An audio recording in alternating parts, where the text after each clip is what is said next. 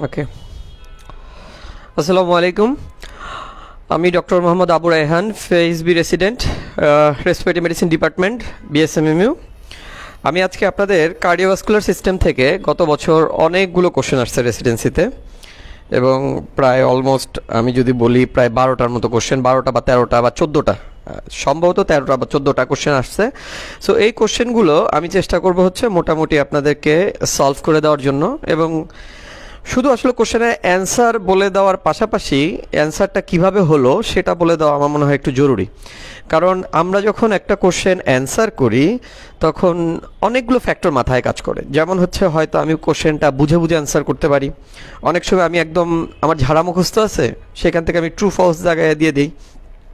আবার অনেক সময় আমাদের হচ্ছে অনেক সময় কমন সেন্স অ্যাপ্লাই করে, হয়তো আমার খুব ভালো পড়া নাই তারপরও আমার আইডিয়া বলতেছে probably it will be the most probable answer, সেভাবেও আমরা অনেক সময় অ্যান্সার করে থাকি। বাট এমসিকিউ অ্যান্সারিংয়ে একটা সুবিধা হচ্ছে এখানে তো আসলে কি বলে সৃজনশীল কোশ্চেন হয় না, সো বর্ণনার কিছু নাই, আপনি জানলে আপনি অ্যান্সার করতে পারবেন। সো আপনি কিভাবে অ্যান্সার করলেন সেটা ইস্যু না, জাস্ট রাইট হলো কিনা সেটাই ইস্যু। যাই হোক, আমি আর কথা না বাড়িয়ে আমি কোশ্চেনগুলোর প্যাটার্ন এবং কোশ্চেনগুলো কীভাবে সলভ করা হচ্ছে সেভাবে আমি যাচ্ছি। আমি 2টা ফিজিওলজির কোশ্চেন আসছিল, এই 2টা ফিজিওলজির কোশ্চেন নিয়ে আমি আগে একটু প্রথমে বলে নিই। প্রথম যে কোশ্চেনটা সেটা ছিল sympathetic vasoconstriction tone decreased due to increase stimulation. অর্থাৎ আমাদের যে কোনো একটা কোশ্চেন অ্যান্সার করতে গেলে সর্বপ্রথম কাজ হচ্ছে কোশ্চেনটা ঠিকমতো পড়ে নেওয়া। কারণ আপনি যদি কোশ্চেনটা ঠিকমতো বুঝে পড়ে নেন তাহলে আমার মনে হয় হাফ জব ইজ ডান। কারণ কোশ্চেন যদি আমি উল্টা পড়ি তাহলে অ্যান্সার দিব পুরো উল্টা। যেমন এখানে লেখা আছে যে ভ্যাসোকনস্ট্রিকশন টোন ডিক্রিজড, এখন আপনি যদি ভাবেন যে ভ্যাসোকনস্ট্রিকশন টোন বাড়ে কিসে কিসে তাহলে কিন্তু সব উল্টা হয়ে যাবে। তার মানে প্রথম এটাকে আমি ভাগ করে নিব, সিম্প্যাথেটিক ভ্যাসোকনস্ট্রিকশন টোন ডিক্রিজ মানে হচ্ছে ভ্যাসোডাইলেশন। তার মানে ভ্যাসোডাইলেশন হয় কিসে কিসে, কি বাড়লে ভ্যাসোডাইলেশন হয়। এখন আপনি চিন্তা করেন প্রথম যে স্টেমটা, এই স্টেমটায় লেখা পেইন নার্ভ এন্ডিং। আচ্ছা, পেইন নার্ভ এন্ডিংয়ে যদি ইনক্রিজ স্টিমুলেশন হয়, আপনারা জানেন পেইনফুল কোনো স্টিমুলাই মানেই হচ্ছে সিম্প্যাথেটিক স্টিমুলাই। সিম্প্যাথেটিক স্টিমুলাই আমাদের বডিতে ভ্যাসোকনস্ট্রিকশন করে। তো যদি ভ্যাসোকনস্ট্রিকশন হয় তাহলে তো ভ্যাসোডাইলেশন হচ্ছে না, তাহলে প্রথম যে স্টেম এটা হবে ফলস। কারণ হচ্ছে পেইন স্টিমুলেশনের ফলে আমার হবে ভ্যাসোকনস্ট্রিকশন, নট ভ্যাসোডাইলেশন, তার মানে এটা ফলস। এরপরে বি স্টেম এবং ডি স্টেমে আছে অ্যাওর্টিক আর্চ ব্যারোরিসেপ্টর, এবং হচ্ছে সিতে আছে ক্যারোটিড বডি রিসেপ্টর, ডিতে আছে অ্যাওর্টিক বডি রিসেপ্টর, এবং ইতে আছে ক্যারোটিড সাইনাস রিসেপ্টর। আপনারা জানেন আমাদের বডিতে আর্চ অফ দ্য অ্যাওর্টা এবং কমন ক্যারোটিড আর্টারির বাইফার্কেশনে এক ধরনের সাইনাস থাকে, আমরা তাদেরকে অ্যাওর্টিক সাইনাস এবং হচ্ছে ক্যারোটিড সাইনাস বলি।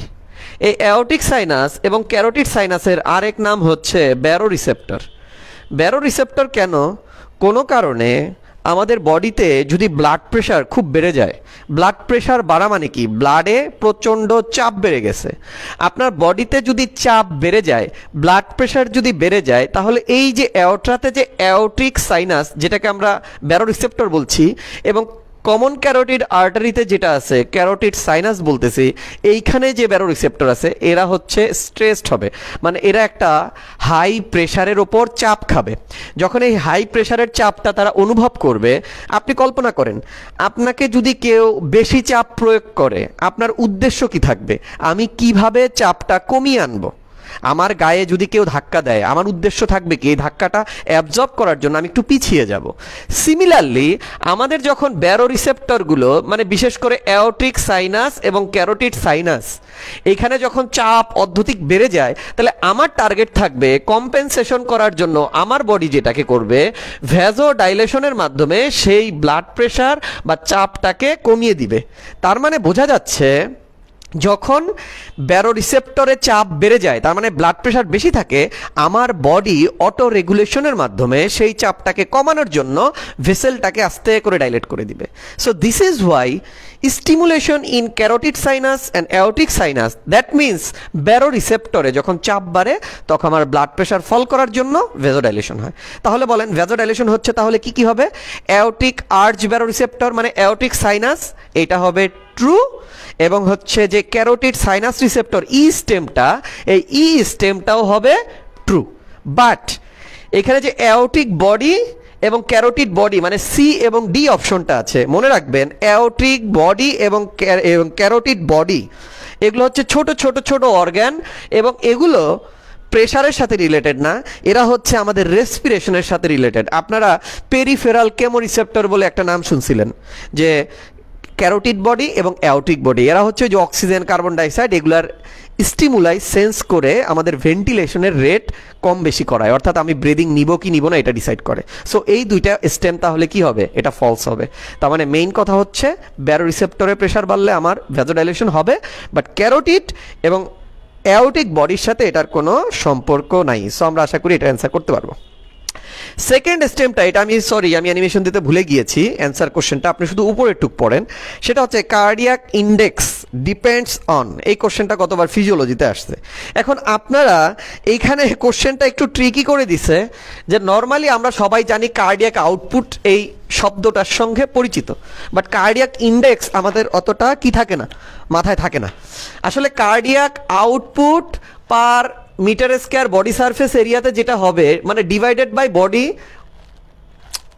যেটা হচ্ছে আপনার সারফেস এরিয়া, সেটাকেই আমরা বলতেছি আলটিমেটলি কার্ডিয়াক ইন্ডেক্স। অর্থাৎ আপনার per metre square of body surface এরিয়াতে আমার বডি কত কার্ডিয়াক আউটপুট বের করতে পারে, সেটাই হচ্ছে কার্ডিয়াক ইন্ডেক্স।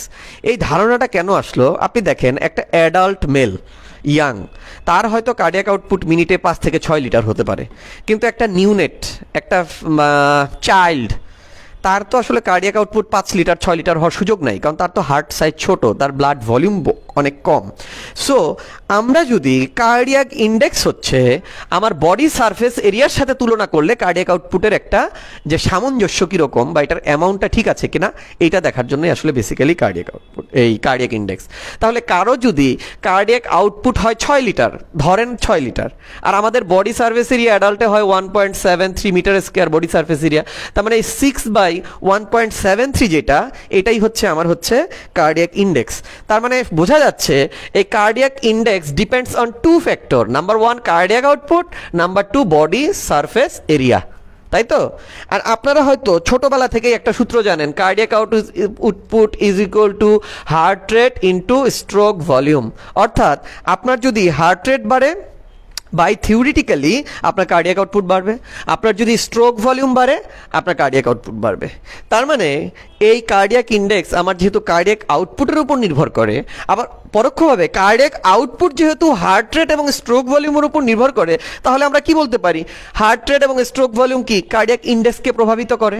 আর বডি সারফেস এরিয়া এটা কিসের উপর নির্ভর করে, খুবই ইজি কমন সেন্স। দেখেন একটা লম্বা লোক, তার একটু লম্বা যেহেতু আমরা ধরেই নিতে পারি তার বডি সারফেস এরিয়া বেশি হবে, যে অনেক মোটা সোটা তারও বডি সারফেস এরিয়া বেশি হবে, আর একটা চিকন লোকের বডি সারফেস এরিয়া কম হবে, তাই তো? এটা খুবই ইজি টু আন্ডারস্ট্যান্ড। তার মানে বডি সারফেস এরিয়া যেহেতু হাইট এবং ওয়েটের উপর ডিপেন্ড করে, তাহলে পরোক্ষভাবে কার্ডিয়াক ইন্ডেক্স হচ্ছে আমার এই বডি সারফেস এরিয়ার উপর নির্ভর করে, তার মানে হাইট ওয়েটের উপর নির্ভর করে। তাহলে আমরা যদি এটার অ্যান্সারে আসি, তাহলে cardiac index will depends on peripheral রেজিস্ট্যান্সের সাথে ডাইরেক্ট কোনো ইনভলভমেন্ট নাই, যদিও ইনডাইরেক্টলি আছে, এই জন্য আমরা এটা ফলস রাখছি। কার্ডিয়াক আউটপুটের ওপর তো কার্ডিয়াক ইন্ডেক্স ডিপেন্ডস করে, এটা তো আমি বুঝাই দিছি। স্ট্রোক ভলিউম বাড়লে কার্ডিয়াক আউটপুট যেহেতু বাড়ে, তার মানে কার্ডিয়াক ইন্ডেক্সও বাড়ে, এটাও হচ্ছে ট্রু হবে। হাইট অফ দ্য পেশেন্ট এবং ওয়েট অফ দ্য পেশেন্ট, এটা যেহেতু পেশেন্টের বডি ওয়েট বা পার্সনের বডি ওয়েট এবং হাইটের ওপর বডি সারফেস এরিয়া ডিপেন্ড করতেছে, এই জন্য এই দুইটাও ট্রু হবে। সো এটা ভেরি ইজি। এরপরে কিছু এটিওলজিক্যাল কোশ্চেন আসে। আমি সাধারণত এইসব কোশ্চেন সলভ করাতে খুব বেশি আগ্রহী হই না, কারণ এটিওলজি তো আসলে আমরা ম্যাক্সিমাম মুখস্থ করে ফেলি। যেমন একটা পেশেন্টের সেকেন্ডারি হাইপার টেনশনের কজ কি, হাইপার টেনশন তো ইডিওপ্যাথিক হয় সাধারণত, মোস্ট কমনলি হচ্ছে 90% ক্ষেত্রে কী কারণে হয় আমরা জানি না। এছাড়া যে এই যে সেকেন্ডারি কজগুলো, যেমন আপনারা জানেন এন্ডোক্রাইন কজগুলো আছে, যেমন হাইপার টেনশন যাদের হয়, থাইরোটক্সিকোসিস যাদের হয়, হাইপোথাইরয়েডিজম, অ্যাক্রোমেগালি, কুশিং সিনড্রোম, তারপর হচ্ছে হাইপার অ্যালডোস্টেরনিজম, ওবেসিটি, তারপর আপনাদের হচ্ছে আরও অনেকগুলো হাইপার টেনশনের কজ আছে। যেমন আপনার কোয়াকটেশন অফ অ্যাওর্টা যদি হয়, আপনার যদি কিডনির কোনো প্রবলেম থাকে, আপনারা জানেন polycystic kidney, nephrotic syndrome, glomerulonephritis. So there are a big list of secondary cause of hypertension. আমি অনেক সময় মজা করে অনেক সময় বলি যে আপনারা এইভাবে মনে রাখতে পারেন গল্পের আকারে, একটা ওবেস মানে মোটা ফিমেল প্রেগনেন্ট মহিলা কন্ট্রাসেপটিভ ফেইলরের কারণে হয়তো প্রেগনেন্ট হয়ে গেল, পরবর্তীতে সে হচ্ছে এই যে এইভাবে গল্পের আকারেও আপনারা ছন্দে ছন্দে এগুলো মনে রাখতে পারেন। এখানে ওবেস কন্ট্রাসেপটিভ ফেইলার, এর কারণে সে প্রেগনেন্ট হয়ে গেল, প্রেগনেন্ট হয়ে গিয়ে সে খুবই মর্মাহত হলো এবং সে ক্ষোভে দুঃখে অ্যালকোহল খাওয়া শুরু করলো, লোকজন তাকে পিটালো, এনএসআইড খাইলো, স্টেরয়েড খাইলো। সো এগুলো আপনি মনে রাখতে পারেন যে এইভাবে আসলে হাইপার টেনশন হতে পারে। সো আমাদের কোশ্চেনটা এটিওলজির কোশ্চেন তো অ্যান্সার করা খুব ইজি। কুশিং সিনড্রোমে বডিতে কর্টিসল বাড়ে, আর আপনারা জানেন কর্টিসলের একটা ইম্পর্টেন্ট কাজ হচ্ছে যে আমাদের হচ্ছে বডিতে সল্ট অ্যান্ড ওয়াটার রিটেনশন করা। এবং কুশিং সিনড্রোমে যে হাইপার টেনশন হয় এটা আসলে আপনারা মোটামুটি সবাই জানেন, ডায়াবেটিস হয়, হাইপার টেনশন হয়, অস্টিওপোরোসিস হয়, লাইক স্টেরয়েডের সাইড ইফেক্টে যা যা হয় ওগুলোই হয়। এটা মনে হয় বলার এক্সপ্লেনেশনের দরকার নাই। হাইপার থাইরয়েডিজম, হাইপোথাইরয়েডিজম দুইটাতেই হাইপার টেনশন হয়, এটা আপনারা জানেন। হাইপোথাইরয়েডিজম এটাও ট্রু। হাইপোঅ্যালডোস্টেরনিজম, এই যে এইখানেই মজাটা, এখানে দেখেন আপনাকে একটু বায়াস করার জন্য হাইপার অ্যালডোস্টেরনিজম না দিয়ে তারা হাইপো অ্যালডোস্টেরনিজম দিচ্ছে, মানে কি অ্যালডোস্টেরন লেভেল কমে গেছে। আপনারা জানেন অ্যালডোস্টেরনের ধর্ম হচ্ছে আমাদের কিডনির যে renal tubule, particular distal portion of the renal টিবিউলে সল্ট অ্যান্ড ওয়াটার রিটেনশন করা। আর সল্ট অ্যান্ড ওয়াটার আমার বডি যত বেশি ধরে রাখবে, আমার বডিতে ভাস্কুলার যে ব্লাডের ভলিউম তত বাড়বে। মানে আমি যদি আমার কিডনি দিয়ে সল্ট এবং ওয়াটারটা ধরে রাখি তাহলে আমার কার্ডিয়াক আউটপুট বেড়ে যাবে, আর কার্ডিয়াক আউটপুট বাড়লে ব্লাড প্রেশার বাড়ে। এটারও সূত্র আছে, কারণ blood pressure is equal two cardiac output into total peripheral resistance. তার মানে এই যে অ্যালডোস্টেরন বাড়লে যেহেতু হাইপার টেনশন হয়, তার মানে আপনার যদি বডিতে অ্যালডোস্টেরন ফল করে তাহলে কি হবে এটা তো আপনারা জানেন। অ্যালডোস্টেরন ফল করা মানে কি সোডিয়াম এবং ওয়াটার রিটেনশন না হয়ে বেশি বেশি বডি থেকে বের হয়ে যাবে। আর বডি থেকে বেশি বেশি সোডিয়াম এবং ওয়াটার বের হয়ে যাওয়া মানে হচ্ছে আমার ব্লাডের ভলিউম কমে যাওয়া, ব্লাডের অ্যামাউন্ট কমে যাওয়া, হাইপোভলিমিয়া হওয়া। আর হাইপোভলিমিয়া যখন হবে তখন আপনার কার্ডিয়াক আউটপুটও ফল করবে, আপনার ব্লাড প্রেশারও ফল করবে। সো হাইপোঅ্যালডোস্টেরনিজম হাইপার টেনশন করে না, সো এটা হচ্ছে ফলস হবে। So the stem false. আর ইনসুলিনোমার সাথে, ইনসুলিনোমা হচ্ছে এক ধরনের ইনসুলিন সেক্রেটিং টিউমার, এটার সাথে হাইপারটেনশনের কোনো সম্পর্ক নাই।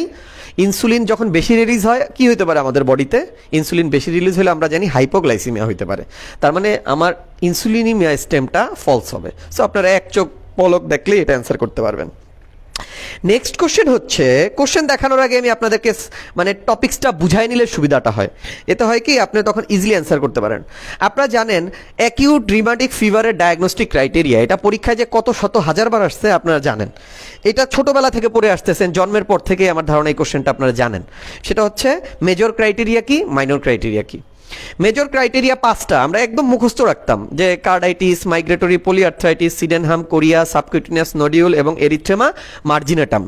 এখন মাইনর ক্রাইটেরিয়া কিছু আছে, ওই যে ফিভার হয়, আর্থ্রালজিয়া হয়, ইএসআর, সিআরপি এগুলো বেড়ে যায়, এবং হচ্ছে প্রলংড কিউটি ইন্টারভাল বলেন বা ফার্স্ট ডিগ্রি হার্ট ব্লক এগুলো হয়। এগুলো হচ্ছে জাস্ট 5-6টা পয়েন্ট, এগুলো মুখস্থ করে নেবেন, এটা বোঝানোর কিছু নাই।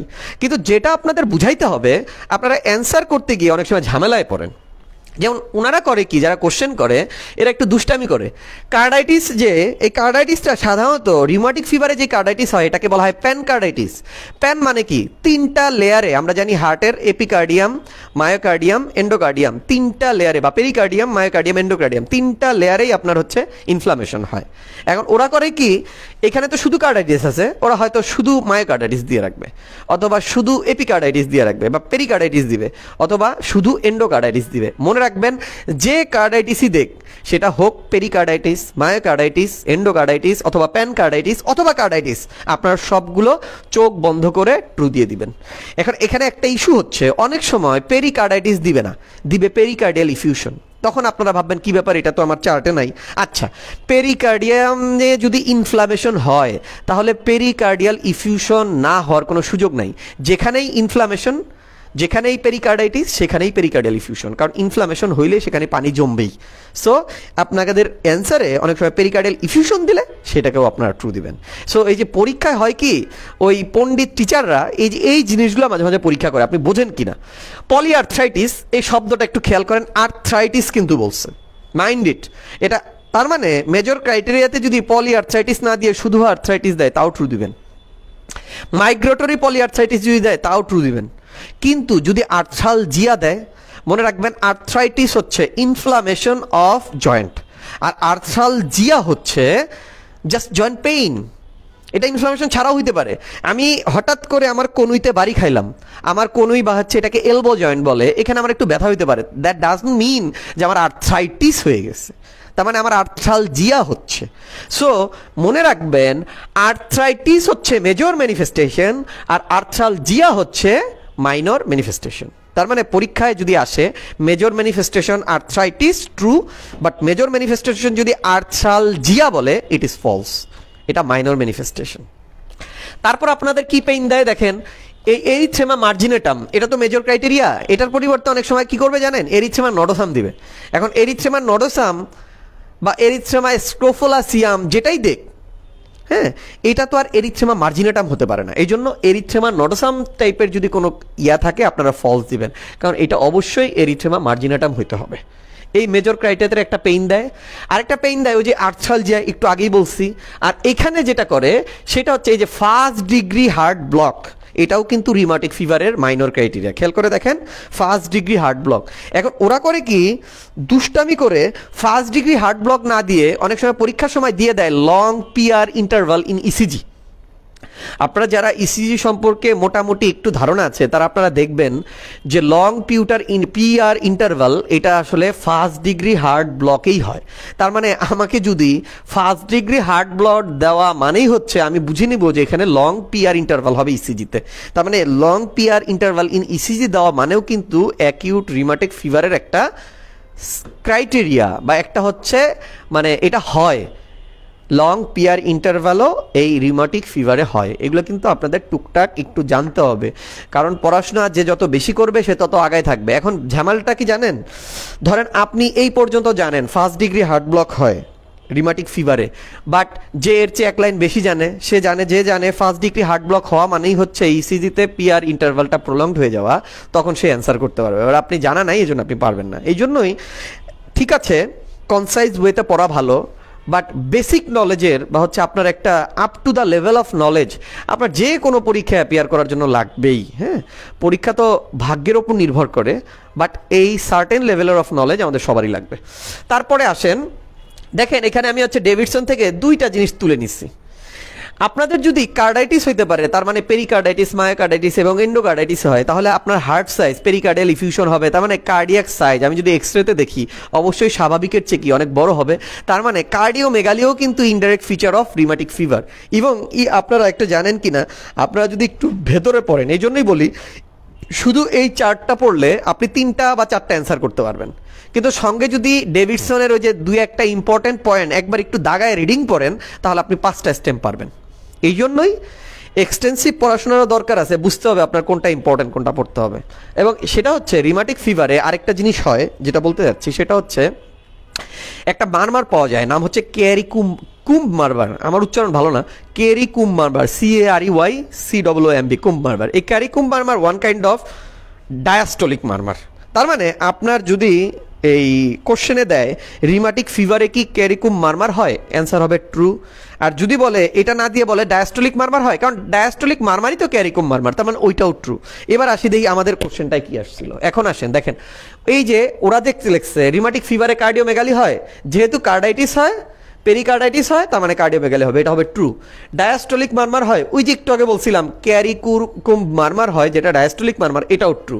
পেরিকার্ডাইটিস হয় এটা তো জানেনি। প্রলংড পিয়ার ইন্টারভাল কেন হয়, ওই যে due to first degree heart block, এটাও ট্রু। আর সাইনাস অ্যারিথমিয়া এইটার সাথে রিউমাটিক ফিভারের কোনো সম্পর্ক নাই, এটা একটা হিউম্যান নেচার, আমাদের প্রত্যেকটা ব্রিদিংয়ের সাথে সাথেই সাইনাস অ্যারিথমিয়া হয়, এটা রিউমাটিক ফিভারের সাথে এক্সক্লুসিভ কিছু না। সো সাইনাস অ্যারিথমিয়ার সাথে এই রিউমাটিক ফিভারের যেহেতু কোনো সম্পর্ক নাই, আমি এই স্টেমটাকে ভাবছি ফলস। দেখা যাক অ্যান্সারগুলো কি। সো অ্যান্সারগুলো হচ্ছে প্রথম 4টা ট্রু, লাস্টেরটা ফলস। আশা করি বুঝতে পেরেছেন। পরেরটা হচ্ছে মাইট্রাল স্টেনোসিস। এখন আপনাদের অনেকেই হয়তো ভাবতে পারেন কার্ডিওলজির সবগুলা মারমার কিভাবে পড়বো, mitral stenosis, mitral regurgitation, tricuspid stenosis, tricuspid regurgitation, ASD, VSD, AR, aortic stenosis, pulmonary stenosis. So এতগুলো টাফ। আমি বলি কি, আপনারা অ্যাটলিস্ট মোস্ট কমন মারমার হচ্ছে মাইট্রাল স্টেনোসিস আর হচ্ছে অ্যাওর্টিক রিগার্জিটেশন। এই দুইটা মারমারের যদি একটু ডেভিডসনের বক্স আর বেসিক্স ফিজিওলজি জানেন, আপনি 5টা অ্যান্সারও পারবেন। আমি নিজেও কিন্তু কার্ডিওলজির সব কিছু জানি না, কিন্তু আমি জানি যে স্যাররা কোন কোন কোশ্চেনটা করবে, এটা একটা ইস্যু। এই জন্যই পড়াশোনায় দুইটা জিনিস জরুরি, একটা হচ্ছে রেসিডুয়াল নলেজ জরুরি, আর একটা হচ্ছে ডেভিডসনের বক্সগুলো পড়া জরুরি। এতে আমার মনে হয় আপনারা অনেক অ্যান্সার করতে পারবেন, কারণ এখন রেসিডেন্সি কোশ্চেনের যে প্যাটার্ন, এতে কিন্তু ডেভিডসনের বক্স খুব জরুরি হয়ে যাচ্ছে আমার যেটা মনে হচ্ছে আর কি, কারণ এখন কিন্তু ক্লিনিক্যাল কোশ্চেন অনেক বেশি হচ্ছে। So it's up to you how much you can prepare yourself for the exam. Now আমি যেটা বলতে যাচ্ছি, মাইট্রাল স্টেনোসিস এবং অ্যাওর্টিক রিগার্জিটেশন, এই দুইটা মারমার অ্যাটলিস্ট আপনাদেরকে পড়ার একটা অভ্যাস থাকা উচিত। এখন ফিজিওলজিটা আমি আপনাদের একটু শর্টকাট বুঝাই দিই আজকে। আমার কোশ্চেন যেহেতু সলভ করতে হবে, একটু বুঝাই দিয়ে সলভ করলে হবে কি আপনাদের অ্যান্সারটা কাজে লাগবে। নাহলে তো সব কোশ্চেন তো এমনি বাজারেও পাওয়া যায়, এটার অ্যান্সার কি কি জানা যায়। আপনি দেখেন মাইট্রাল স্টেনোসিসটা কি, বোর্ডটা দেখা যাচ্ছে? মাইট্রাল স্টেনোসিসটা হচ্ছে এই যে আমাদের লেফট অ্যাট্রিয়াম এবং লেফট ভেন্ট্রিকলের মাঝখানের যে ভালভ, এই ভালভটা যখন শুরু হয়ে যায় একে আমরা বলি মাইট্রাল স্টেনোসিস। এই মাইট্রাল ভালভ যখন শুরু হয়ে যায়, মাইট্রাল স্টেনোসিস হইলে এই অ্যাট্রিয়াম থেকে, মানে লেফট অ্যাট্রিয়াম থেকে লেফট ভেন্ট্রিকলে যে ব্লাড, এটা সহজে আসতে পারে না। লেফট অ্যাট্রিয়াম থেকে লেফট ভেন্ট্রিকলে যেহেতু ব্লাড সহজে আসতে পারে না, কারণ দরজাটা শুরু হয়ে গেছে, এই জন্য লেফট ভেন্ট্রিকলে ব্লাডের অ্যামাউন্ট ধীরে ধীরে কমতে থাকে। আমি সহজ ভাষায় বলি, একদম ইজি ওয়েতে। আর লেফট ভেন্ট্রিকলে যদি কম ব্লাড আসে, আমি লেফট ভেন্ট্রিকল থেকে যে ব্লাডটা পাম্প করব সেটাকেই তো স্ট্রোক ভলিউম বলি। তাহলে আমার স্ট্রোক ভলিউম কমে যায়, স্ট্রোক ভলিউম কমলে কার্ডিয়াক আউটপুট কমে, কার্ডিয়াক আউটপুট কমলে আমার ব্লাড প্রেশার ফল করে এবং আলটিমেটলি কম্পেনসেটরি ট্যাকিকার্ডিয়া হয়। এই ঘটনা ঘটে মাইট্রাল স্টেনোসিস হলে। এটা গেল সামনের দিকে কি প্রবলেম ঘটে।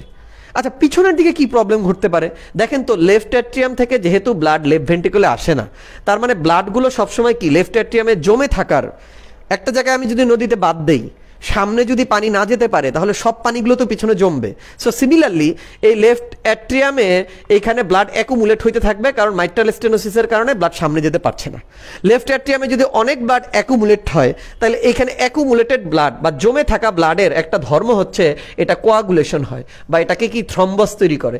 এই থ্রম্বাসটাই হচ্ছে লেফট অ্যাট্রিয়াল থ্রম্বাস।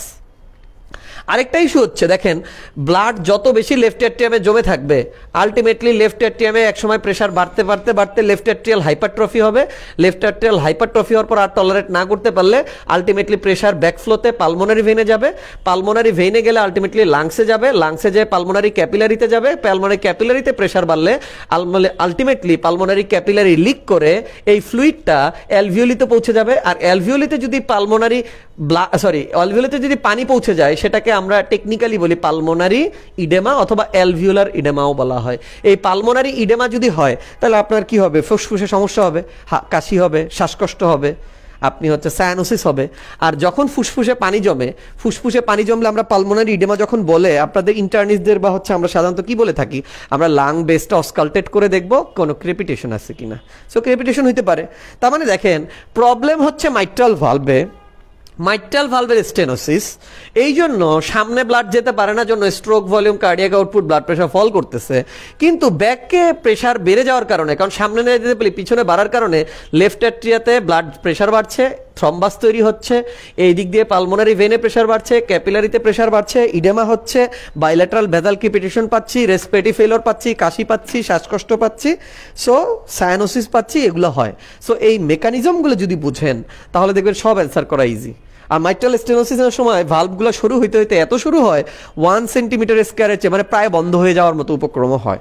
এখন আসি দেখি আমরা কোশ্চেনে কি আছে। কোশ্চেনে যেটা বলছে মাইট্রাল স্টেনোসিস থেকে প্রথম যে স্টেমটা, সেটা হচ্ছে mitral valve narrowing less than 2 centimetre. হ্যাঁ, হইতেই পারে। আমি বললাম যে মাইট্রাল ভালভ এত শুরু হয়, অনেক সময় বন্ধ পর্যন্ত হয়ে যাওয়ার উপক্রম হয়ে যায়। So it is true. তারপরেরটা হচ্ছে left atrial thrombus may be present. এই যে একটু আগে আমি বুঝাইলাম যে মাইট্রাল স্টেনোসিস হলে কিভাবে লেফট অ্যাট্রিয়ামে প্রেশার বেড়ে এখানে ব্লাড কোয়াগুলেট করে সেখানে লেফট অ্যাট্রিয়াল থ্রম্বাস তৈরি হতে পারে। তাহলে মাইট্রাল স্টেনোসিসে যে লেফট অ্যাট্রিয়াল থ্রম্বাস হয়, এটাও ট্রু। অ্যাট্রিয়াল ফিব্রিলেশন হয় কিনা মনে রাখবেন, যখন কোনো অ্যাট্রিয়ামে হাইপারট্রফি হয়, অ্যাট্রিয়ামে যখন হাইপারট্রফি হয় বা হাইপারপ্লাসিয়া হয়, যেহেতু মাইট্রাল স্টেনোসিসের কারণে লেফট অ্যাট্রিয়াল এনলার্জমেন্ট হয়, ওইখানে হাইপারট্রফি হয়, হাইপারপ্লাসিয়া হয়।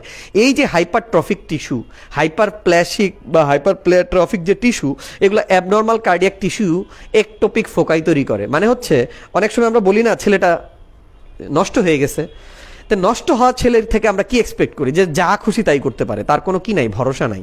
সো সিমিলারলি আমাদের হার্ট রেট তৈরি করার কথা হচ্ছে, বা হার্টের রিদম তৈরি করে conductive tissue of the heart, like SA node, AV node, bundle of His, এগুলা। যখন হার্টের কোনো টিস্যু নষ্ট হয়ে যায়, ওই যে যেমন ছেলেটা নষ্ট হয়ে যায়, তার মানে টিস্যুতে অ্যাবনর্মালিটি হইলে সে নিজেও করে কি, পাগলামি করে ওস্তাদ হয়ে যায়। সে নষ্ট ছেলের মতো সে নিজেই রিদম তৈরি করা শুরু করে। আর অ্যাট্রিয়াল মাসল যদি নিজেই রিদম তৈরি করা শুরু করে, সেটাকে আমরা কি বলবো, একটা ফিব্রিলেটরি রিদম যেটাকে তৈরি করে, সেই রোগের নামই আসলে অ্যাট্রিয়াল ফিব্রিলেশন। যদিও অ্যাট্রিয়াল ফিব্রিলেশনের আরও অনেক কজ আছে, কিন্তু একটা কজ হচ্ছে এই লেফট অ্যাট্রিয়াল মাসল প্রবলেম। তাহলে লেফট অ্যাট্রিয়াল মাসল প্রবলেম যেহেতু মাইট্রাল স্টেনোসিস হয়, তাহলে লেফট অ্যাট্রিয়াল মাসল প্রবলেম হইলে, আবার যেহেতু বলছি যে অ্যারিথমিয়া হয়, তাহলে atrial fibrillation can occur in mitral stenosis. So conception যদি আপনার ক্লিয়ার থাকে, প্যাথোলজিটা যদি ক্লিয়ার থাকে, you can answer each and every question. তারপর লেফট টু রাইট শান্ট হয় কিনা মাইট্রাল স্টেনোসিসে, দেখেন এইটা আমার হার্টের লেফট সাইড, এখানে ব্লাড আছে।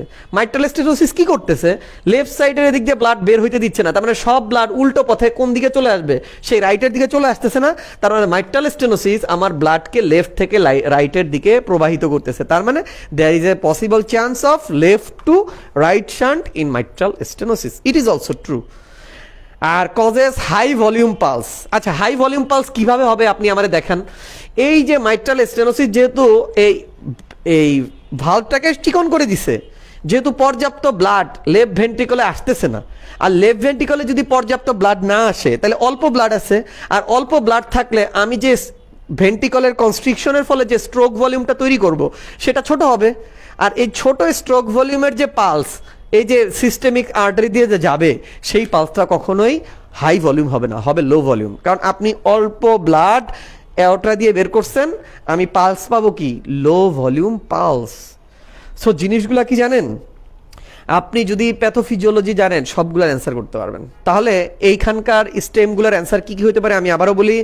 ন্যারোয়িং হতে পারে 2 সেন্টিমিটার নিচে, ইট is true. Left atrial thrombus হয় ডিউ টু হচ্ছে কোয়াগুলেশন। লেফট অ্যাট্রিয়াল ফিব্রিলেশন হয়, ইয়েস, কারণ এখানে হাইপারট্রফিড লেফট অ্যাট্রিয়াম হয়। লেফট টু রাইট শান্ট হয়, কারণ সামনে যেতে পারে না, ব্যাকফ্লো হয়। আর সামনে কম যায় বলে স্ট্রোক ভলিউম কম, আর স্ট্রোক ভলিউম কম হলে লো ভলিউম পালস হয়। সো হাই ভলিউম পালস অ্যান্সারটা হবে false. So this is the answer, very easy. এরপরে হচ্ছে অ্যাওটিক রিগার্জিটেশন। অ্যাওটিক রিগার্জিটেশনের প্যাথোলজি, ওই যে একটা ভালভের প্যাথোলজি পারলে বাকিগুলোও আসলে ইজি হয়ে যায়, বাট ডিপেন্ড করে আপনি কতটুকু আপনার কমন সেন্স অ্যাপ্লাই করবেন বা কতটুকু আপনি মনোযোগ দিয়ে পড়বেন। অ্যাওটিক রিগার্জিটেশনে যেটা হয়, এই অ্যাওটিক ভালভ, এখান দিয়ে আমরা জানি প্রতিটা ভেন্ট্রিকলের বিটে এদিক দিয়ে blood ultimately arch of the অ্যাওর্টাতে চলে যায়। আর এখানে একটা ভালভ থাকে নাও অ্যাওটিক ভালভ। এখন যাদের অ্যাওটিক রিগার্জিটেশন থাকে, তাদের এই অ্যাওটিক ভালভটা একসাথে জোড়া লাগে না, তার মানে always there is a opening, মানে ফাঁকা আছে। এখন অ্যাওটিক রিগার্জিটেশন এই ফাঁকা থাকার ফলে যেটা হয়, আমি যেই পরিমাণ ব্লাড পাম্প করব, এই ভালভটা পাম্প করার পরে বন্ধ হয়ে যাওয়ার কথা ছিল, যেহেতু বন্ধ হয় না, মাঝখানে একটা ফাঁকা থেকে যায়, ফুটা থেকে যায়। ফুটা থাকার কারণে ব্লাড আবার ব্যাকফ্লো হয়ে ফেরত আসে। মানে অনেকটা কীরকম, আপনি ধরেন একটা ফুটাওয়ালা পলিথিন নিয়ে যদি আপনি কোনো তরল পদার্থ নিতে যান, হবে কি, আপনি যদি 5 লিটার তরল পদার্থ নেন, আপনি হয়তো নিয়ে পৌঁছাইতে পারবেন, বাট 4 লিটার হয়তো নিলেন, কিন্তু 1 লিটার কি হবে, ওই ফুটো দিয়ে বের হয়ে যাচ্ছে। ঠিক অনেকটা ওই রকম অ্যাওটিক রিগার্জিটেশনে যেটা হয়, লেফট ভেন্ট্রিকল থেকে স্ট্রোক ভলিউম ভালোই বের হয়, যথেষ্ট পরিমাণ বের হয়, কিন্তু যেটা বের হয় সেটার একটা অংশ আবার ফেরত চলে আসে। তার মানে সিস্টেম লস হচ্ছে। এই সিস্টেম লস হওয়ার জন্য এখন মনে করেন আপনার 5 লিটার তেল আপনার বাসায় লাগবেই লাগবে, কিন্তু আপনার পলিথিনে যেটা দিছে সেটাই ফুটো। তাহলে আপনি কি করবেন বলেন তো, বাজার থেকে যখন আনবেন 5 লিটার তেল আনলে হবে না, কারণ 1 লিটার তো ফুটো দিয়ে বের হয়ে যাবে। তাহলে আপনাকে কি করতে হবে, আপনাকে বাজার থেকে তখন 6 লিটার তেল আনতে হবে, যাতে 1 লিটার পড়ে যাবে, আর বাকি 5 লিটার আপনি হয়তো রান্না ইউজ করতে পারবেন। ঠিক সেম কাণ্ডটা ঘটে অ্যাওর্টিক রিগারজিটেশনে। অ্যাওর্টিক রিগারজিটেশনে যেহেতু ওই যে ফুটো দিয়ে আবার ব্যাকফ্লো হয়, তার মানে আপনার লেফট ভেন্ট্রিকলকে এই স্বাভাবিকের তুলনায় একটু বেশি স্ট্রোক ভলিউম বের করতে হবে। তাহলে আমি যদি কথার কথা 100 ml এর মতো স্ট্রোক ভলিউম বের করি, বাট যাদের অ্যাওর্টিক রিগারজিটেশন আছে তখন হার্ট অটোমেটিকলি 100 জায়গায় করবে কি জানেন? ধরেন মনে করেন 140 ml এর মতো ব্লাড পাম্প করবে প্রতি বিটে। তাহলে 100 বিট পাম্প 40 পাম্প করলে হবে কি, তখন যদি 40 ফেরতও আসে তারপরেও আমার কি হবে, 100 ml এর মতো ব্লাড আমার পেরিফেরিতে থাকবে। এই যে বেশি করে ব্লাড পাঠানোর চেষ্টা, কারণ সিস্টেম লস হয় বলে এই বেশি ব্লাড পাঠানোর চেষ্টার ফলে স্ট্রোক ভলিউম বাড়ার ফলে আলটিমেটলি আমাদের এই অ্যাওর্টিক রিগারজিটেশনে একটা ঘটনা ঘটে, স্ট্রোক ভলিউম বাড়ে এবং এর ফলে যে ঘটনাটা ঘটে সেটা হচ্ছে সিস্টোলিক ব্লাড প্রেশারটা একটু বেড়ে যায়। আপনারা জানেন আমাদের ব্লাড প্রেশারে 4টা ব্লাড প্রেশার আছে, তার ভিতরে 2টা মেইন, একটা হচ্ছে সিস্টোলিক ব্লাড প্রেশার, একটা হচ্ছে ডায়াস্টোলিক ব্লাড প্রেশার। এই সিস্টোলিক ব্লাড প্রেশার মেইনলি যেহেতু স্ট্রোক ভলিউমের উপর নির্ভর করে, তার মানে অ্যাওর্টিক রিগারজিটেশনে যেহেতু সিস্টোলিক ব্লাড প্রেশারটা বেড়ে যায়, আর এই সিস্টোলিক ব্লাড প্রেশার থেকে ডায়াস্টোলিক ব্লাড প্রেশার বিয়োগ দিলে আপনারা জানেন সেটাকে বলি আমরা পালস প্রেশার। এখন আপনিই বলেন, আপনার যদি সিস্টোলিক ব্লাড প্রেশার অনেক বাড়ে, ধরেন আপনার সিস্টোলিক ব্লাড প্রেশার হলো 160 আর ডায়াস্টোলিক ব্লাড প্রেশার হলো 80, তাহলে পালস প্রেশার কত হবে? 160/80, মানে 80-80-র মতো হয়ে যাবে, যেটা নর্মালি 40 থাকার কথা। দিস ইজ হোয়াই অ্যাওর্টিক রিগারজিটেশনে স্ট্রোক ভলিউম বাড়ে, সিস্টোলিক প্রেশার বাড়ে, আর সিস্টোলিক প্রেশার বাড়ে, ডায়াস্টোলিক ব্লাড প্রেশার কমে সেই তুলনায়, সেই জন্য দুইটার সাথে বিয়োগ ফলটা অনেক পার্থক্য বেড়ে যায়, এই জন্য পালস প্রেশার বাড়ে। আরেকটা জিনিস ঘটে, আপনার এই লেফট ভেন্ট্রিকল দিনের পর দিন এইভাবে যদি অতিরিক্ত কাজ করতে থাকে, বেশি স্ট্রোক ভলিউম প্রডিউস করার জন্য তাকে জোরে জোরে কন্ট্রাকশন করা লাগে, তাকে বেশি কাজ করা লাগে। বেশি কাজ করা লাগলে কি হবে? মাসেলগুলো হাইপারট্রফি হবে। হাইপারট্রফি হইতে হইতে লেফট ভেন্ট্রিকুলার ডায়ামিটার একসময় বাড়বে এবং মোটা হবে, এবং একসময় আপনি অতিরিক্ত কাজ করতে করতে টায়ার্ড হয়ে যাবেন এবং আপনি ফেইলড হবেন। This is called left ventricular failure. তার মানে অ্যাওর্টিক রিগারজিটেশনে আপনি যদি ফিজিওলজিটা বোঝেন, একদম ইজি। বেশি বেশি ব্লাড পাম্প করা দরকার, কারণ হচ্ছে সিস্টেম লস হচ্ছে। বেশি বেশি ব্লাড পাম্প করতে গিয়ে আমি সিস্টোলিক ব্লাড প্রেশারটাকে বাড়াচ্ছি। সিস্টোলিক ব্লাড প্রেশার বাড়লে আমার পালস প্রেশারটা অটোমেটিকলি ফল করে। তারপর এই যে কন্টিনিউয়াসলি ওভারবার্ডেন্ড বাই ওয়ার্ক, এই জন্য লেফট ভেন্ট্রিকুলার হাইপারট্রফি হয়। লেফট ভেন্ট্রিকুলার হাইপারট্রফি হলে আলটিমেটলি লেফট হার্ট ফেলিওর হয়। এখন আপনারা দেখেন কোশ্চেনের অ্যান্সার কত easy. Increase in arterial pulse pressure aortic রিগারজিটেশনে, ট্রু। ওই যে বলছিলাম pulse pressure is equal to systolic minus diastolic blood pressure. তারপর সিস্টোলিক মারমার পাওয়া যায় কিনা অ্যাওর্টিক ভালভের ইয়াতে, দেখেন অ্যাওর্টিক ভালভের এদিকে যেহেতু প্রতি বিটে প্রচুর ব্লাড এক্সট্রা বের করতে হচ্ছে, এই যে extra sudden rush of blood যখন হয় তখন একটা সিস্টোলের সময় একটা ফ্লো মারমার তৈরি হয়। তার মানে এইখানে আমি একটা ফ্লো মারমার পাবো, কারণ ডিউ টু এক্সট্রা ইজেকুলেশন। তারপর হচ্ছে hypertrophy of the left ventricle হয়, একটু আগে বুঝাইছি। তারপর ডিক্রিজ মায়োকার্ডিয়াল ব্লাড ফ্লো। আচ্ছা, যখন আপনার মাসল এত হাইপারট্রফি হবে, আপনি সবগুলা মাসলকে পর্যাপ্ত করোনারি আর্টারি দিয়ে সাপ্লাই দিতে পারবেন না ঠিক মতো। কারণ মনে রাখবেন, আপনি যদি মানুষটা ছোটোখাটো হন, আপনার খোরাকি জোগাড় করা সম্ভব, বাট দেখবেন একটা এই কি বলে, যদি অনেক আপনার কি বলে বডির সাইজ যার বড় বেশি, তার খাবার কিন্তু বডিতে অনেক বেশি লাগে, কারণ তার নিউট্রিশন বিভিন্ন জায়গায় পৌঁছাতে হয়।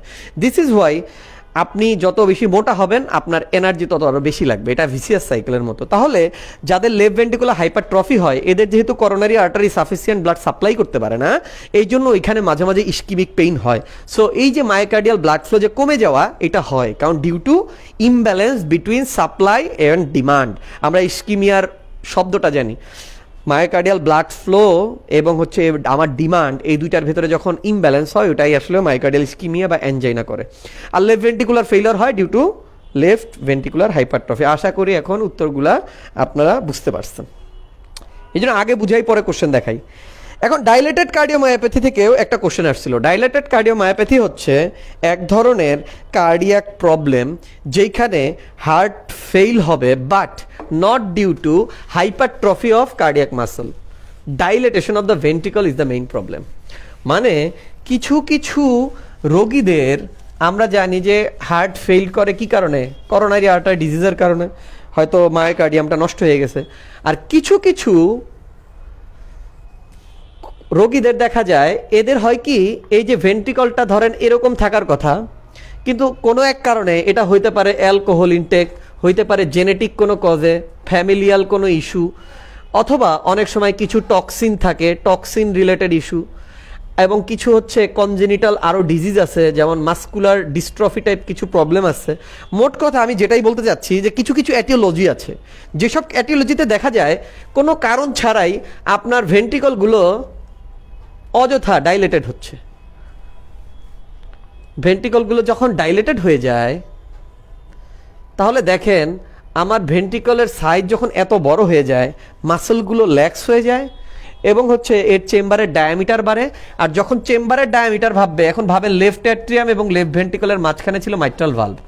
এখন এই চেম্বার যদি বাইরের দিকে এরকম বেলুনের মতো ফুলতে থাকে, তাহলে আমার ভালভ দুইটাকেও সে নিয়ে টান দিবে, তাহলে দুই ভালভটাকে দুই দিকে সরাই দিবে। তাহলে দুই ভালভকে দুই দিকে সরাই দিলে মাঝখানে যে জায়গাটা ফাঁকা হয়ে যাবে, তাহলে ভালভ দুইটা আর ক্লোজ হবে না। এটাকেই তো আমরা কি বলতে পারি, মাইট্রাল রিগার্জিটেশন। এইখানে হবে কি, ট্রাইকাসপিড রিগার্জিটেশন। তাহলে বুঝতে পারছেন একটা প্যাথোলজি কিভাবে আরেকটা প্যাথোলজিকে টেনে নিয়ে আসে। প্রবলেম হয়ে গেছে, আমার ভেন্ট্রিকলটা ফুলে যাচ্ছে, আর এটার কনসিকুয়েন্সে আমি পাচ্ছি আমার দুইটা ভালভ দুই দিকে সরে যাচ্ছে, এর ফলে মাঝখানে ফাঁকা জায়গায় তৈরি হচ্ছে। এখন আপনি আমাকে বলেন, মাঝখানে যদি ফাঁকা জায়গা তৈরি হয়, এটা যদি মাইট্রাল রিগার্জিটেশন হয়, তাহলে মাইট্রাল রিগার্জিটেশনে যদি মারমার তৈরি হয়, তাহলে এইখানেও আমি একটা কি পাবো, মারমার পাবো, এবং এইটা পাবো due to dilated cardiomyopathy, right? আর ডাইলেটেড কার্ডিওমায়োপ্যাথির ওই যে বললাম অসংখ্য কজ আছে, অ্যালকোহল খাইলে হয়, কিছু টক্সিন আছে, কিছু জেনেটিক ডিজিজ আছে, মাস্কুলার ডিস্ট্রফি আছে, হ্যাঁ, টক্সিন রিলেটেড কিছু ফ্যাক্টর আছে, হেরিডিটারি কজেও হয়। সো এই যে ডাইলেটেড কার্ডিওমায়োপ্যাথি, তার মানে এর ফলে আপনার কি কি হইতে পারে? নাম্বার ওয়ান, যেহেতু হার্টটা অতিরিক্ত ডাইলেটেড হয়ে গেছে, এবং হার্ট এত ডাইলেটেড হইলে আপনার ফ্রাঙ্ক স্টার্লিং ল, আমি এতে যেতে যাচ্ছি না, কারণ হচ্ছে কি আসলে কি এই ক্লাসটা হয়ে গেছে ইয়ের মতো শর্ট ফিল্ম। শর্ট ফিল্মে না সেই ধারাবাহিক সিরিয়ালের গল্প করাটা একটু টাফ, যেহেতু শর্ট ফিল্ম আমি শর্ট করেই বুঝাই। মোট কথা মনে রাখবেন যে কার্ডিওমায়োপ্যাথি হয়েছে মানে ভেজাল হয়েছে মাসলে, ভেজাল হওয়ার কারণে ঠিক মতো ব্লাড পাম্প করতে পারে না। আর ঠিক মতো যদি ব্লাড পাম্প না করতে পারে, তার মানে ভেন্ট্রিকল থেকে ব্লাড বের হয় না, আর ভেন্ট্রিকল থেকে ব্লাড বের না হইলে ভেন্ট্রিকলে ব্লাড জমে থাকার একটা টেন্ডেন্সি থাকে। আর আমি আগেও বলছি, যেই ব্লাড জমে থাকে, নড়াচড়া করে না, ওইটাই হচ্ছে ক্লট হয়ে যায়। আর ক্লট হয়ে যাওয়া মানে কি, একটা থ্রম্বাস তৈরি করা। আর মনে রাখবেন, সিস্টেমিক সাইডে কোনো থ্রম্বাস তৈরি হলে সেটাকে আমরা মুরাল থ্রম্বাস বলি। So there is chance of thrombus formation, আর এই থ্রম্বাসটা আলটিমেটলি ভেসেল দিয়ে গেলে থ্রম্বো এম্বোলিজম করতে পারে। সো এইভাবে আমরা কোশ্চেনটার অ্যান্সার করতে পারেন। হ্যাঁ, এবার আসেন আমরা অ্যান্সার দেওয়ার চেষ্টা করি ডাইলেটেড কার্ডিওমায়োপ্যাথিতে কী হয়। পজিটিভ ফ্যামিলি হিস্ট্রি, ওই যে বলছিলাম যে ফ্যামিলি হিস্ট্রি থাকে ডাইলেটেড কার্ডিওমায়োপ্যাথিতে, তার মানে এটা true. Increase risk of systemic embolism, ওই যে বলছিলাম যেহেতু ডাইলেটেশন হয়েছে, ভেতরে থ্রম্বাস তৈরি হবে, যে থ্রম্বাস সিস্টেমিক সার্কুলেশনে যাবে, তার মানে সিস্টেমিক সার্কুলেশনের এম্বোলিজম হওয়ার একটা ঝুঁকি বাড়বে। Alcoholism is a factor, yes, অ্যালকোহলিজমের সাথে ডাইলেটেড কার্ডিওমায়োপ্যাথির একটা সম্পর্ক আছে। Asymmetric hypertrophy of interventricular septum, interventricular সেপ্টামটার ডাইলেটেড কার্ডিওমায়োপ্যাথিতে কোনো অ্যাসিমেট্রিক মানে কি, হাইপারট্রফিটাই যেরকম এরকম উল্টাপাল্টা, কিন্তু ডাইলেটেশনের ক্ষেত্রে এগুলো হয় না। একটা বেলুন যখন ফুলায় তখন কিন্তু এইদিকে টেরা এদিকে বাঁকা হয় না, একদম সমানভাবে ফুলে। সো মনে রাখবেন এইখানে কোনো অ্যাসিমেট্রি হয় না, ইট ইজ সিমেট্রিক্যাল এনলার্জমেন্ট বা সিমেট্রিক্যাল ডাইলেটেশন। ঠিক আছে, এই যে এই ছবিটাও দেখতে পারেন, এই ছবিতে দেখেন ভেন্ট্রিকুলার ওয়াল কিন্তু অ্যাসিমেট্রিক ডাইলেটেশন হয় নাই, একদম সিমেট্রিক, মানে ওয়ালের থিকনেসে কোনো ধরনের পরিবর্তন ঘটে নাই। লাস্টেরটা হচ্ছে প্যানসিস্টোলিক মারমার। এই যে মাইট্রাল রিগার্জিটেশন যে হয়, এই মাইট্রাল রিগার্জিটেশনে প্যানসিস্টোলিক মারমার হয়। আমি যখন মাইট্রাল মারমার পড়াই তখন এই কথাটা বলি। এই জন্য দেখেন আসলে কোশ্চেন এখন কত ট্রিকি হয়, চিন্তা করেন। এখানে কিন্তু তারা যদি বলতো মাইট্রাল রিগার্জিটেশন হয়ও কি না, তাও কিন্তু ভালো লাগতো, তাও কিন্তু একটু সোজা হইতো। এরা করছে কি একদম সরাসরি চলে গেছে প্যানসিস্টোলিক মারমার হয় কিনা। তার মানে দেখেন আসলে এখন কোশ্চেন অ্যান্সার করতে গেলে ভালো বেসিক জানা লাগবে, এটা হচ্ছে ফরজ। আর আপনার হচ্ছে ওই যে অতিরিক্ত পড়াশোনা, এটা একটা নফল হয়ে গেছে এখন আমার কাছে কেন যেন মনে হয়। এখন কেউ কেউ আমার সাথে দ্বিমত করতে পারেন যে বেশি পড়তে হবে, বেশি পড়তে হবে রে বাবা, বাট উইদাউট বেসিক বেশি পড়েও মনে হয় খুব একটা লাভ হবে না। কারণ এই যে প্যানসিস্টোলিক মারমারের কজ মাইট্রাল রিগার্জিটেশন, আবার মাইট্রাল রিগার্জিটেশন কেন হচ্ছে, ডিউ টু ডাইলেটেশন। এই জিনিসগুলো না বুঝলে এটা চট করে আপনি ধরতেই পারবেন না। আবার পড়াশোনা না থাকলেও যদি জাস্ট প্যাথোলজিটা যদি জানা থাকে, আপনি সবগুলো অ্যান্সার কমন সেন্স দিয়ে দিতে পারবেন। যাই হোক, এনিওয়ে অ্যান্সারগুলো বলে ফেলা হয়েছে। Acute pericarditis and pericardial effusion. Pericarditis অনেক কারণে হয়, যেমন ভাইরাস হয়, ব্যাকটেরিয়ার কারণে হয়। আমার যদি টিউবারকুলোসিস হয় তাহলে পেরিকার্ডিয়াল ইনফ্লামেশন হবে। ম্যালিগনেন্সি যদি হয়, ম্যালিগনেন্সি মেটাস্টাসিস হয়ে পেরিকার্ডিয়ামে ইনফ্লামেশন হতে পারে। মোট কথা পেরিকার্ডাইটিস মানে পেরিকার্ডিয়াল ইনফ্লামেশন। আর যেখানেই পেরিকার্ডাইটিস হয় সেখানেই পানি জমে। এখন ইম্পর্টেন্ট দিক হচ্ছে পানি জমে ইনফ্লামেশন হইলে, ইনফেকশন হইলে, বাট ইনফেকশন ছাড়াও অনেক সময় পানি জমে। বুঝতে পারছেন? এই যে আমার যে হার্ট ফেলোরে যে আমার পা ফুলে যায়, এইখানে পায়ে কি ইনফেকশন হয়, ইনফ্লামেশন হয় না? তাহলে পায়ে পানি জমে কেন? আপনাদের মনে আছে কি না, এই জন্য ফিজিওলজি খুব জরুরি। হাইড্রোস্ট্যাটিক প্রেশার যদি কোনো কারণে বডিতে বেড়ে যায়, অথবা কোলয়েড অসমোটিক প্রেশার যদি কোনো কারণে কমে যায়, যেমন প্রোটিন লুজিং নেফ্রোপ্যাথি, অথবা নেফ্রোটিক সিনড্রোম, অথবা লিভার সিরোসিস, বা প্রোটিন এনার্জি ম্যালনিউট্রিশন। প্রোটিন হচ্ছে আমাদের ভেসেলে কিসমিসের মতো পানিটাকে ধরে রাখে। প্রোটিন কমে গেলে পানিটা ইজিলি বের হয়ে যায়, কারণ তার সঙ্গী নাই। হ্যাঁ, অনেক সময় হয় না যে আমার সঙ্গী নাই, আমি এখন দেশান্তরী হবে, ব্যাপারটা এরকম। আর হাইড্রোস্ট্যাটিক প্রেশার বাড়লে তো বুঝিনি, চাপ দিয়ে পানিটাকে ইডেমা বানায় ফেলে। এখন এই পেরিকার্ডিয়াল স্পেসে পানি জমতে পারে তাহলে দুইটা ভাবে, একটা হচ্ছে ইনফ্লামেশন হয়ে, আর ওই যে মেকানিজম যেটা বলছি, প্রেশার বেড়ে যে, হাইড্রোস্ট্যাটিক প্রেশার বেড়ে যায়, অথবা কোলয়েড অসমোটিক প্রেশার কমে যায়। এটা মনে রাখবেন, বডির যে কোনো জায়গায় পানি জমাইতে পারে। আপনারা ওই যে জেনারেলাইজড বডি সোয়েলিং বা অ্যানা সার্কার কজ ম্যাক্সিমাম দেখবেন increased hydrostatic pressure due to heart failure, এবং decrease plasma colloid osmotic pressure, বা বডিতে প্রোটিন কমে গেলে যে জিনিসগুলো ঘটে ওগুলা দেওয়া, যেমন নেফ্রোটিক সিনড্রোম, হ্যাঁ, তারপর হচ্ছে প্রোটিন এনার্জি ম্যালনিউট্রিশন একটা। এখন আপনি আমাকে বলেন তো, তাহলে এই যে পেরিকার্ডিয়াল ইফিউশনের যে কোশ্চেনটা, পেরিকার্ডিয়াল ইফিউশন কি টিউবারক্লোসিসে হয়, ইনফেকশন হয়, হইতে পারে। কক্সাকি ভাইরাস এটাও এক ধরনের পেরিকার্ডিয়াল ইনফেকশন করে, তার মানে সেক্ষেত্রেও পানি জমতে পারে। পোস্ট কার্ডিয়াক সার্জারি মানে তো ডাইরেক্টলি আপনি ইঞ্জুরি করে ফেলেন হার্টে, তাই হার্টে সার্জারি করছেন, আপনার পেরিকার্ডিয়ামে কোনো ক্ষতি হয় নাই, এইটা বিশ্বাস করাটা অ্যাবসার্ড। এই জন্য পোস্ট কার্ডিয়াক সার্জারিতেও কি হবে, আপনার ওইখানে ফ্লুইড জমবে। নেফ্রোটিক সিনড্রোম, ওই যে বলছিলাম প্রোটিন কমে যায়, এই জন্য পানি জমবে। আর এসএলইটা আপনারা পারবেন না, হয়তো বলবেন এসএলইর কথা তো বলেন নাই। এসএলই হচ্ছে একটা generalised inflammatory condition of the body, multi system involvement হয়, পলিসেরোসাইটিস হয় এসএলইতে।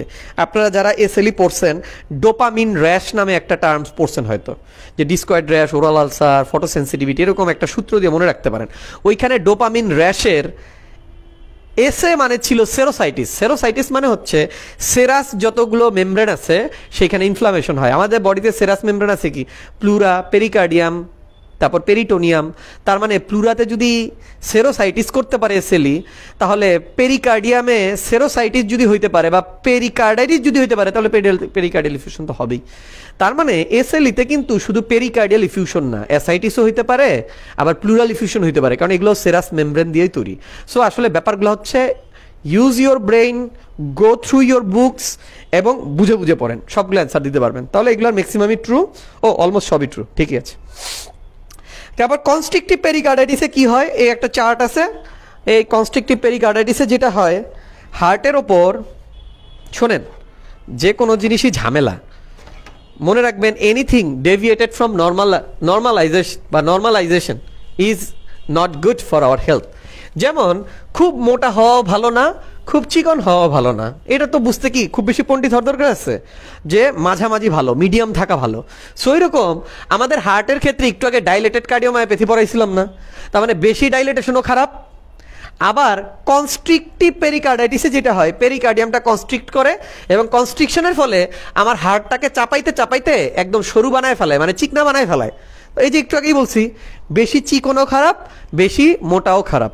সো একইভাবে ডাইলেটেড কার্ডিওমায়োপ্যাথি যেরকম খারাপ, আবার পেরিকার্ডিয়াল কনস্ট্রিকশন হয়ে আমার ভেন্ট্রিকলটাকে চাপ দিয়ে এরকম সরু হয়ে যাওয়া খারাপ। এতে যেটা হয়, পুরো হার্টের ক্যালিবার কমে যায়। দেখেন আপনার লেফট ভেন্ট্রিকলের ক্যালিবার নাই, রাইট ভেন্ট্রিকল একদম ছোট হয়ে গেছে, ক্যালিবার নাই। তার মানে এদের ফাংশন, আপনারা কমন সেন্স থেকে উত্তর দিতে পারেন, এদের ফাংশন কি হয়ে গেছে, ডিক্রিজড হয়ে গেছে বা লিমিটেড হয়ে গেছে। আর যখন লেফট ভেন্ট্রিকলের ফাংশন লিমিটেড হয়, তার মানে feature of left heart failure can present. আর যখন রাইট ভেন্ট্রিকুলার ফাংশন লিমিটেশন হয়েছে, feature of right ventricular failure ওটাও প্রেজেন্ট। লেফট ভেন্ট্রিকুলার ফেইলারের ক্লিনিক্যাল ফিচার কি কি, এখন এত কিছু আসলে বলতে গেলে অনেক বড় হয়ে যাবে, সেটাই বলতে যাচ্ছি। লেফট ভেন্ট্রিকুলার ফেইলার হলে আপনারা জানেন লাংসে পানি জমে, পালমোনারি ইডেমা হয়, লাং বেজে ক্রেপিটেশন থাকে, তারপর হচ্ছে কাশি হয়, শ্বাসকষ্ট হয়, সায়ানোসিস হয়, আমার পালস ভলিউম কমে যায়, কোল্ড পেরিফেরি হয়।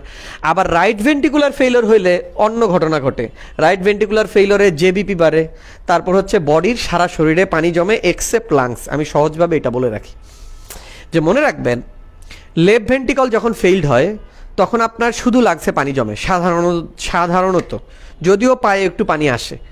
বাট রাইট ভেন্টিকুলার ফেইলর হইলে কিন্তু অ্যানাসার্কা হয়, কারণ রাইট ভেন্টিকল হচ্ছে যখন ফেইল্ড হয় আলটিমেটলি ভেনাস সিস্টেমের উপর যায় প্রেশার আসে, superior vena cava, inferior vena cava. Superior inferior vena কাভায় যখন প্রেশার আসে আলটিমেটলি ক্যাপিলারিতে প্রেশার বাড়ে, আর যখন সিস্টেমিক ক্যাপিলারিতে প্রেশার বাড়ে বডির সব জায়গায় পানি বাড়ে, মুখে পানি বাড়ে, হাতে পানি হয়, পায়ে পানি ফোলে, অ্যাসাইটিস হয়, অ্যাবডোমিনাল ডিস্টেনশন হয়, হেপাটোমেগালি, স্প্লিনোমেগালি, মোট কথা একদম যাতা অবস্থা। মানে রাইট ভেন্টিকুলার ফেইলর মানে হচ্ছে বডির সব জায়গায় কনজেশন এক্সেপ্ট লাংস। এই লাংসে পানি জমানোর দায়িত্বটা হচ্ছে লেফট ভেন্টিকুলার, রাইট? এটা মনে থাকবে তো। এখন যেহেতু কনস্ট্রিকটিভ পেরিকার্ডাইটিসে দুটাই ঘটে, লেফট ভেন্টিকুলার ফেইলিওর ফিচারও পাবেন, রাইট ভেন্টিকুলার ফিচারও পাবেন। আপনাকে যদি বলা হয় কনস্ট্রিকটিভ পেরিকার্ডাইটিসের শ্বাসকষ্ট হয়, বলবেন ইয়েস। যদি বলে পালমোনারি ইডেমা হয়, বলবেন ইয়েস।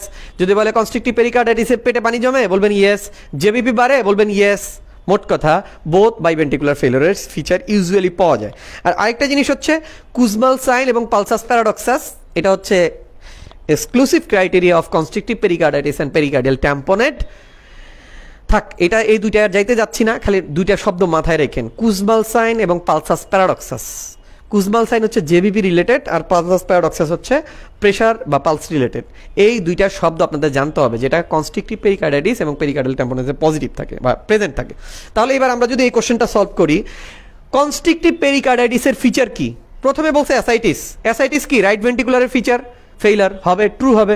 ব্রেথলেসনেস কিসে হয়? লেফট ভেন্টিকুলার ফেইলারে হয়, তার মানে এটাও ট্রু হবে। কুজমাল সাইন, ওই যে লাস্টে বলছি যে কুজমাল সাইন এবং পালসাস প্যারাডক্সাস এই অবশ্যই কনস্ট্রিকটিভ পেরিকার্ডাইটিস এবং পেরিকার্ডিয়াল টেম্পোনারে আমরা পাই, so it is true. Pulsus alternans এবং রেইজ জিবিপি, আচ্ছা রেইজ জিবিপি তো হয়, ওই যে বললাম জেবিপি বাড়ে রাইট হার্ট ফেইলরে, যদিও লেফট হার্ট ফেইলরে কিছু কিছু ক্ষেত্রে জেবিপি বাড়ে, তার মানে এটাও ট্রু। তাহলে বাকি থাকে পালসাস অল্টারনাস। পালসাস অল্টারনাস মনে রাখবেন, এটা হচ্ছে exclusively acute left ventricular failure. এটা অ্যাকিউট লেফট ভেন্ট্রিকুলারের ফেইলর। কনস্ট্রিকটিভ পেরিকার্ডাইটিস যেহেতু অ্যাকিউট কোনো কন্ডিশন না, এই জন্য পালসাস প্যারাডক্সাসটা এই পালসাস অল্টারনাসটা এইটা ফলস হবে, কারণ pulsus alternans is a exclusive criteria of acute left ventricular failure, মাথায় রেখেন, ঠিক আছে? এই জন্য একটু এক্সটেন্সিভ পড়াশোনাও মাঝে মাঝে লাগে। পালমোনারি এম্বলিজমের ক্লিনিক্যাল ফিচার কি হবে এটা বুঝাইতে গেলে আর অনেক সময় লেগে যায়। একটু শর্টকাট, যেহেতু কোশ্চেনটা আসলোই, কোশ্চেন রিলেটেড অ্যান্সারগুলো একটু বুঝাই দিই। যদিও আসলে পালমোনারি এম্বলিজমটা আসলে কার্ডিওলজির চেয়ে আমার ধারণা এটা রেসপিরেটরি টপিকস বেশি ছিল, এই জন্য এটা এখানে আলোচনা করব কি না ডাউট ছিলাম, তারপরে নিয়ে আসলাম। পালমোনারি এম্বলিজম হচ্ছে আপনার এই যে পালমোনারি আর্টারি যে হচ্ছে লাংসে ব্লাড সাপ্লাই দেয়, পালমোনারি আর্টারি কোত্থেকে আসে আপনারা জানেন, রাইট ভেন্ট্রিকল থেকে আসে। এই রাইট ভেন্ট্রিকল থেকে পালমোনারি যে ট্রাঙ্কটা আসে, সেই পালমোনারি ট্রাঙ্কটা আলটিমেটলি দুইটা পালমোনারি আর্টারি হয়ে লাংসে ব্লাড সাপ্লাই দেয়, তাই তো? মানে লাংসে ব্লাড পৌঁছায় আর কি। এনিওয়ে, এই যে পালমোনারি ট্রাঙ্ক, এখানে যদি কোনো মেজর থ্রম্বাস এম্বলিজম করে, ধরেন এই ট্রাঙ্কে আমি যে ব্লাডটা পৌঁছাই দিতাম লাংসে, এখন এই ট্রাঙ্কে আমি একটা বড় থ্রম্বাস আমাকে এটাকে কি করলো, এটাকে আটকায় দিল, পথটা বন্ধ করে দিল। এখন দেখেন তো পালমোনারি ভেসেলের পথটা যদি বন্ধ হয়ে যায়, লাংসে কি আর কোনো ব্লাড যাইতে পারবে? যেহেতু লাংসে কোনো ব্লাড যাইতে পারবে না, তার মানে লাংসে আর কোনো ঠিকমতো অক্সিজেন নেওয়ার মতো ব্লাড নাই। যেহেতু আপনার ফুসফুসে কোনো অক্সিজেন পৌঁছাচ্ছে না, তার মানে আপনার ফুসফুস কিন্তু অক্সিজেন পর্যাপ্ত গ্রহণ করতে পারতেছে না। This is why you will feel shortness of breath, right? Shortness of breath, শ্বাসকষ্ট হবে। আবার আরেকটা জিনিস খেয়াল করেন, যেহেতু এই যে মেজর একটা আর্টারি পালমোনারি ট্রাঙ্ক একদম বন্ধ হয়ে রয়েছে, তার মানে কিন্তু লাংসে যেহেতু ব্লাড যায় নাই, লাংস থেকেও কিন্তু লেফট অ্যাট্রিয়ামে পর্যাপ্ত ব্লাড আসবে না, লেফট অ্যাট্রিয়াম থেকেও লেফট ভেন্ট্রিকলে পর্যাপ্ত ব্লাড আসবে না, কারণ পথটাই তো বন্ধ করে দিয়েছেন। ওই যে এক জায়গায় জাম লাগলে, বনানীতে যদি জাম লাগে, এটার ইম্প্যাক্ট মহাখালীতে পড়বে, এটার ইম্প্যাক্ট পরের স্টেশনে পড়বে, মানে এটা সহজাত ধর্ম। সো সিমিলারলি আপনার পালমোনারি ভেসেল আটকে গেছে, মানে কি সামনে আর ব্লাড যায় নাই, লেফট অ্যাট্রিয়ামে ব্লাড নাই, লেফট ভেন্ট্রিকলে নাই, আলটিমেটলি করোনারি আর্টারিতেও ব্লাড কম। আর করোনারি আর্টারিতে ব্লাড কম হইলে কিন্তু অনেক সময় কি ইস্কিমিক কার্ডিয়াক পেইনও হয়, তার মানে আলটিমেটলি হার্ট ফেলারও হবে এবং কলাপসের ক্লিনিক্যাল ফিচারও পাবেন, ঠিক আছে? এখন কি হইতে পারে? তাহলে যাদের কলাপস হয় তাদের সিনকোপ হইতে পারে, তাহলে ম্যাসিভ পালমোনারি এডিমা সিনকোপ হবে। জেবিপি রেস্ট হবে কেন? কারণ যেহেতু এদিক দিয়ে ব্লাড আর সামনের দিকে যাচ্ছে না, তার মানে এটা কি করতেছে? রাইট ভেন্ট্রিকলের একটা ফেইলিওর ঘটাচ্ছে, কারণ রাইট ভেন্ট্রিকল ব্লাডটা পাম্প করতে পারতেছে না, আর রাইট ভেন্ট্রিকুলার ফেইলিওর হলে তো জেবিপি বাড়েই, তার মানে এটাও ট্রু। JBP true. প্লুরিসি, প্লুরাতে কোনো কিন্তু ইনফ্লামেশন হয় নাই, আর প্লুরাতে যেহেতু কোনো ইনফ্লামেশন হয় নাই ম্যাসিভ পালমোনারি এম্বলিজমে, এই জন্য প্লুরাইটিস হওয়ার কোনো সুযোগ নাই। আর প্লুরাইটিস যেহেতু হয় নাই, এখানে প্লুরাতে কোনো পেইন নাই, তার মানে প্লুরিসিটা হবে ফলস। আমি আবারও বলি, অক্সিজেন যেহেতু বা ব্লাড যেহেতু লাংসে যাচ্ছে না, তাহলে সায়ানোসিস হবে, প্লুরিসি হবে না, এটা ফলস হবে, কারণ প্লুরিসি তো হয় নাই, প্লুরাল ইনফ্লামেশন হয় নাই। প্লুরাল ইনফ্লামেশন হয় যদি স্মল এম্বোলিজম হইতো, কারণ স্মল এম্বোলিজম ডিস্টাল টিস্যুতে যে আলটিমেটলি প্লুরা পর্যন্ত রিচ করতে পারে, বাট মেজর এম্বোলিজম এত ডিস্টাল পর্যন্ত এরিয়া পর্যন্ত যাইতে পারে না, তার মানে এটা ফলস। রেস জেবিপি হয় due to right ventricular failure, syncope হয় ডিউ টু কার্ডিওভাস্কুলার কলাপস অথবা রাইট ভেন্ট্রিকুলার ফেইলিওর, যেটাই বলেন। আর কেন রেসপিরেটরি অ্যাসিডোসিস হয় না, এটা এখন বলতে যাব না, একদম রামায়ণের গল্প হয়ে যাবে, ঠিক আছে? সাধারণত ইউজুয়ালি রেসপিরেটরি অ্যালকালাইসিস হয়।